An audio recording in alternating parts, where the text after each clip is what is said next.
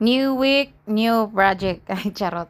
So, ayun na nga, mga kasaka. Napansin nyo, ito ating mga sibol ng bago nating malunggay. Kasi, yung ating malunggayan, mga kasaka, ating kinalbo. Kung makikita nyo, mga kasaka, ito, ang ating mga malunggay natin, yung hanggang dun sa likod ko, 'di ba? Lahat kinalbo natin yan, pinutol natin yan dahil kinulang na tayo ng supply sa ating mga buyers, mga kasaka. So, yung kapag may order na 500, ano ibigay natin? 400, 300, tapos yung 300, 200, tapos yung 100 nga na order araw-araw halos di natin maibigay. So, ito, kaya pinutol natin yung mga yan, mga kasaka. Tapos, andito yung mga planting materials na naputol na natin. So, ito, mga nearly 200 pa tong natira dito. At makikita nyo naman, ayan, may mga sibol na siya. So, positive na ito na pwede talaga siyang itanim. Buhay na agad to.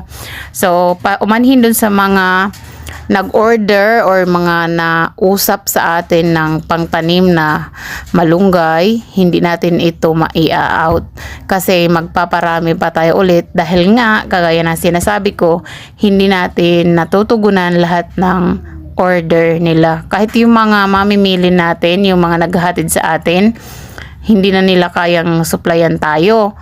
Wala na daw mapitas, wala na daw makuha.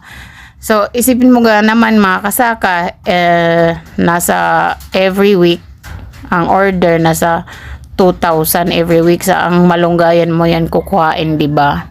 So, kailangan magtanim ng marami. At ito, dito mga kasaka, ito yung mga naunang batch ng tanim natin. Siguro 2 weeks na to dito na nakatanim. May mga dahon na, medyo malalago na pati. Tapos, yan. Ang pagkakatanim natin dito, mga kasaka, kasi hindi naman to dito bakod, talagang dikit-dikit ang pagtatanim natin. Siguro nasa 200. Yung nasa dulong iyon ay, yun, mga wala pang dahon kasi parang last week lang yan nakatanim.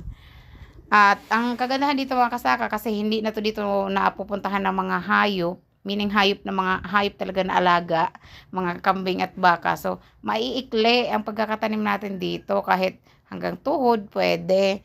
So, ito yung ating binabalak, mga kasaka, dun sa isang taniman namin, malapit dun sa farmhouse natin na